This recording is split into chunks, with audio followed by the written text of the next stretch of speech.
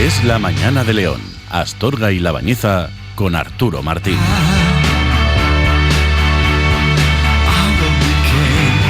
11 minutos sobre la 1 de la tarde, seguimos adelante en este lunes 28 de febrero, Día Mundial de las Enfermedades Raras. Hay 7.000 tipos en España y se llaman raras precisamente porque, pues fíjense, 7.000 tipos de enfermedades raras. Es verdad que hay bastante gente que las padece porque hay mucha diversidad de ellas, pero hay tan poquitos de cada una de ellas que apenas hay investigación, puesto que la financiación es clave para los grupos de investigación y para los científicos, porque si no, pues de qué comen, claro, normal. Pues hoy se celebra ese día porque es el día 29, es un día raro que eligieron para celebrarlo, yo creo que con muy buen efecto marketing, y como este año no es bisiesto, pues es el día 28. Bueno, dicho esto, lo digo por romper ese impasse de actualidad. Venimos de un tema, bueno, José Alberto, que nos preocupa. Hay ucranianos en León que nos han contado, fíjate, una ucraniana fuertemente arraigada a su familia, a esa sensación independiente de país, y otro ucraniano que él cree en esa independencia, pero cuya familia directa son prorrusos, ¿no? Uh-huh. En cualquier caso, las dos realidades que nos han mostrado es de miedo, de incomprensión y de pena y tristeza, ¿no? Por muchos motivos. Pero bueno, es lo que es este mundo que estamos construyendo, y yo espero que nos demos cuenta de estas cosas, ¿no? Claro. Y sobre todo que al margen de la trompetería mediática que pueda surgir, porque siempre hay el medio de comunicación, bueno, se llaman líneas editoriales, lo vemos en este país, siempre puede ser afín a un digamos, a un ente financiero que lo nutre. Esto es la realidad, y no vengo a descubrir a Médica, ¿no? Pero hombre, dentro de ese hilo argumental hay espacio para la opinión y la libertad. De hecho, un medio afín a algún tipo de partido político se escucha, porque la calidad de sus periodistas hasta ponen en duda las propias órdenes de línea editorial, contrastan la información y hacen bien su trabajo, ¿no? Uh-huh. Esto se llama libertad, y no hay cosa más absurda que cortar la libertad. Sí que es cierto que hay otros medios pues que son tan afines que pues meten ruido y hacen propaganda uh-huh. De justificación muchas veces de invasiones, ¿no? Pero hombre, yo creo que somos lo suficientemente inteligentes como para distinguir el que hace propaganda, que ojo, todos la hacen en una y otra medida, pero claro, hay algunos que son excesivamente propagandísticos y se utilizan para esta cuestión, ¿no?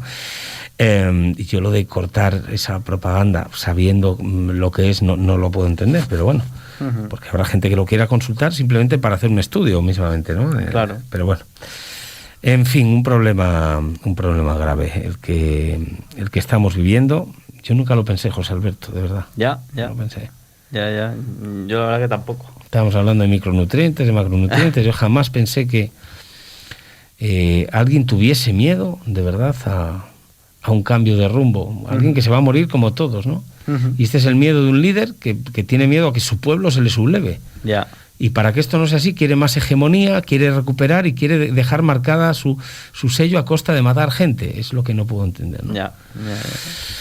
En fin, tremendo el ser humano. Para lo bueno, ojo, porque hay grandes, ¿verdad?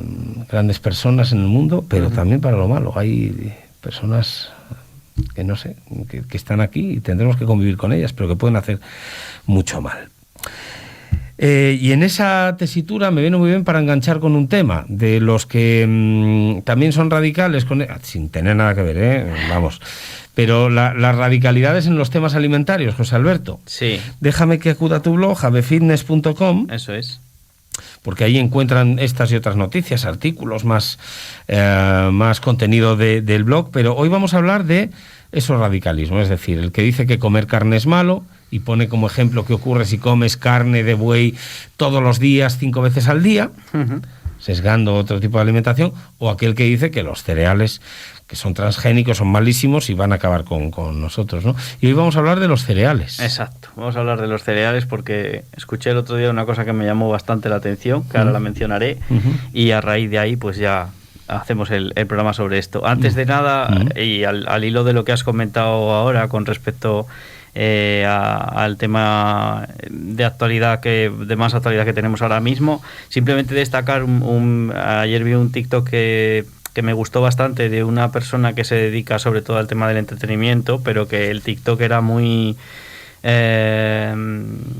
vamos a decir, bueno, que tenía mucho contenido formativo para la sociedad en general, y básicamente lo que decía el TikTok era: en estos días, antes de compartir cualquier vídeo, cualquier imagen, cualquier cosa que nos llame la atención a nivel sentimental y de corazón, que antes de eso, que por favor, antes de compartir, que se intente tener un poquitín de rigor y buscar a ver si realmente ese vídeo o esa imagen o lo que sea corresponde realmente con algo que esté sucediendo ahora. Digo esto porque estos días, y acorde con lo que tú has dicho ahora, mucha gente se ha aprovechado, y bueno, es que incluso en Antena 3 pusieron imágenes de unos videojuegos, o sea, tal cual te lo estoy diciendo. No sé si lo sabías, Arturo, pero lo pusieron en el programa de Susana Griso, y hombre, que en un medio de esa envergadura pues pongan vídeos de un videojuego o con unos aviones allí cargándose algo, pues es grave. Entonces, a la mayoría de la sociedad le diría que antes de compartir nada, que por favor estos días, sobre todo, pues casi siempre digo que lo hagan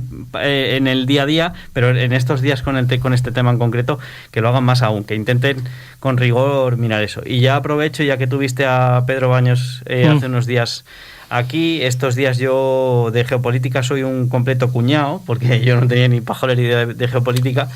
Pero llevo una semana pues viéndome bastantes vídeos de gente que realmente que sabe, y me gustó una entrevista que le hizo un youtuber que se llama Jordi Wild a Pedro Baños, y simplemente lo quería recomendar a la gente que los que se quieran enterar un poco de todo esto en global. Fueron 2 horas y media de entrevista que a mí se me pasó súper rápido, y fue una entrevista que se hizo una semana antes de cuando empezó realmente esto. Lo digo también para introducir el contexto, porque ahora empezarán a surgir muchas personas que sabían que... Bueno, es que a Pedro se le tachaba de que si era prorruso también.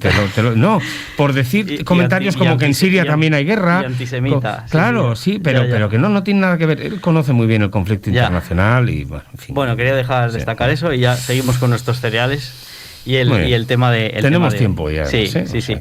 Bueno, pues básicamente escuché el otro día que al parecer, la agricultura efectivamente, según se dice, pues comenzó hace más o menos unos 10.000 años, año arriba, año abajo. Y lo que me resultó curioso fue que escuché que decían que los cereales, con la aparición de los cereales, la expresión real fue que las enfermedades crónicas empezaron a aparecer cuando empezó la agricultura. Que hasta que no apareció la agricultura no existían las enfermedades crónicas. Entonces yo escuché eso y me quedé bastante sorprendido, ojiplático, y dije, bueno, a ver, vamos a intentar buscar un poco a ver qué es lo que nos dice la ciencia al respecto, ¿no? Que puede ser que sea verdad. Y bueno, me puse a mirar y a ver, lo primero, efectivamente la agricultura comenzó más o menos hace unos 10.000 años, introdujeron distintos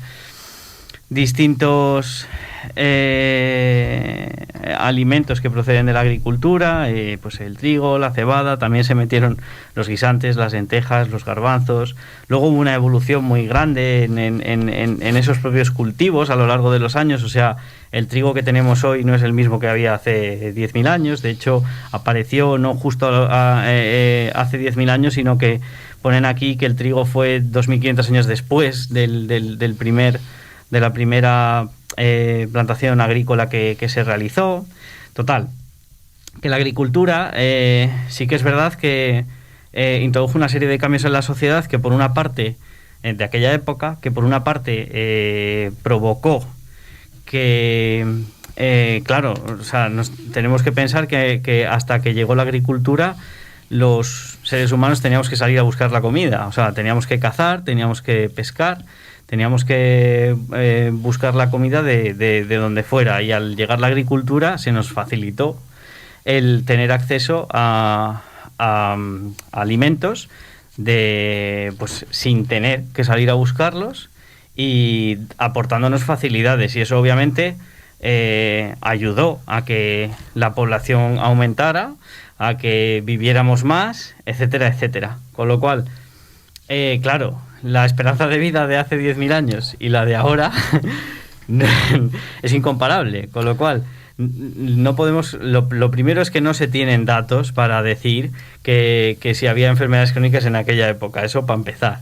Pero luego, para seguir, claro, obviamente si una persona de aquella época, me lo estoy inventando porque no lo sé, pero por ejemplo, solo tenía una esperanza de vida de 25 años, me lo invento, pero pues obviamente hasta los 25 años normalmente el espectro que hay de poder tener una serie de enfermedades es muchísimo más bajo que cuando uno tiene una esperanza de vida mucho más alta. Está entendido, José Alberto. Eso a mí me hace gracia cuando dicen es que esto es transgénico. Bueno, desde el momento en el que el hombre coge un grano de trigo porque ve que le nutre, sí, y dice, oye, ¿qué pasó si esto que cae aquí al lado lo planto? Y entonces dice, oye, ¿y si cojo los granos más gordos? ¿Qué pasa, no?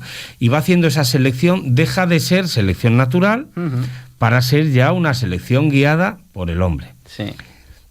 Al tener esa selección y a falta de aparatos que permitiesen ver el contenido en las proteínas, aminoácidos, etcétera, etcétera, de, por ejemplo, ese trigo, si eran más o menos, si estaban en mayor o menor cantidad, como no había, lo que importaba el grano gordo. ¿Por qué? Porque si yo planto un grano gordo y se da bien esa cosecha de grano gordo que yo planto y que además es más resistente a las plagas y vuelvo a coger para la siguiente cosecha, la posibilidad de alimentar en vez de a 3 hijos, a 5 hijos es mucho mayor. Ahora los hijos de la humanidad van al supermercado y el supermercado necesita de granos muy gordos y muy resistentes que solo se consiguen si los hacemos gordos y resistentes. ¿Cómo? Hombre, pues no como antes. Ahora hay otras herramientas científicas que nos permiten nutrir a la población, porque si no, en lugar de los millones de población que somos hoy en día, no podríamos serlo porque no habría grano para todos. Claro. Es por simplificar un poquito las cosas. Sí. Porque hay quien dice, no, es que todo es transgénico. Bueno, pero es que ya la selección del trigo ya no era natural, desde el momento en el que empezamos con esa selección humana. Y teniendo claro que si no, los estantes del supermercado no habría producción, estarían vacíos. Es que es así. O no seríamos tanta población mundial. Que igual era mejor. Yo no voy a... No, te lo digo en estos tiempos que corren, como lo siento. Sí, totalmente. Que igual era mejor, no lo sé, pero no vamos a valorar eso, sino que para alimentar a toda esta gente que somos en el mundo, o lo hacemos así o es imposible. Exacto. Y con el tema de los transgénicos, yo recomiendo a la gente, ya lo pondré en el post del blog de hoy, recomiendo que lean a J.M. Mulet, se llama. Sí, lo conozco. Es una persona, es científico, investigador y está muy centrado en destapar por qué los transgénicos no son malos y bueno, mira, siempre con rigor. Es un ejemplo de esas líneas de defensa de algo que yo no digo que Mulet no sesgue información, pero la tiene enfocada a la divulgación. Correcto. Y procura no sesgar. Punto número 1. Y es verdad que él es uno de los que apoyan.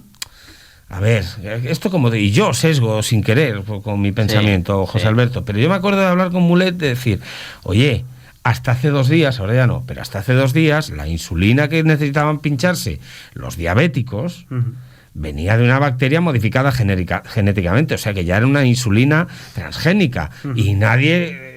El transgénico ese era bueno. Oye, y pone ejemplos así, ¿no?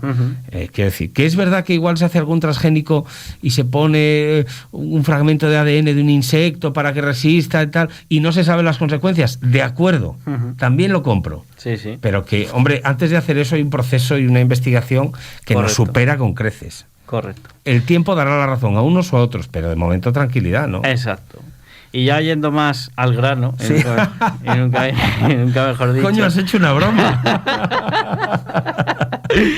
Encontré varios estudios que hablaban sobre el efecto que tienen realmente los cereales sobre distintas enfermedades, ¿no? Entonces, bueno, encontré uno, por ejemplo, que decía: el consumo de 90 gramos diarios de cereales integrales se asocia a una reducción del 17% de la mortalidad por cualquier causa. Luego, esto es como todo. Si empezamos a desgranar los artículos, pues siempre tienen sus limitaciones que los propios investigadores comentan en el propio artículo, ¿no? Pero el tema es, este artículo comentó eso, que por cierto quiero destacar, he dicho cereales integrales, es decir, aquí huimos del parte de lo que son los cereales refinados y huimos muchísimo más aún de los cereales ultra refinados, que son pues los que te venden para que te los tomes de desayuno, que eso no son cereales, no hablamos de esos cereales, hablamos de los cereales realmente integrales.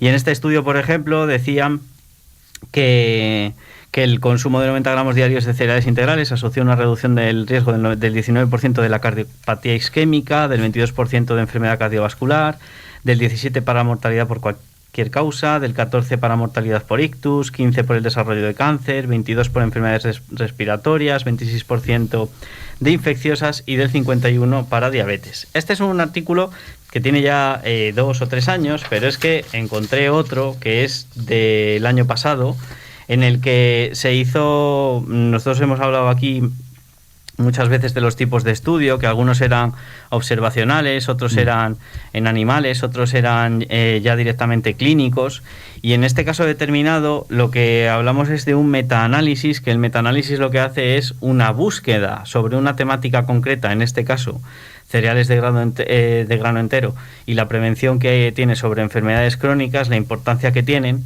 Y del metaanálisis que se hizo, que yo el estudio lo pondré disponible para que los oyentes, el que quiera profundizar más, profundice, pero básicamente lo que se destacó de este estudio fue que las conclusiones de los estudios prospectivos y de los clínicos muestran que un mayor consumo de cereal grano entero o de consumo de fibra dietética se asoció con una reducción del riesgo de mortalidad y de la incidencia de numerosas enfermedades crónicas y de sus factores de riesgo.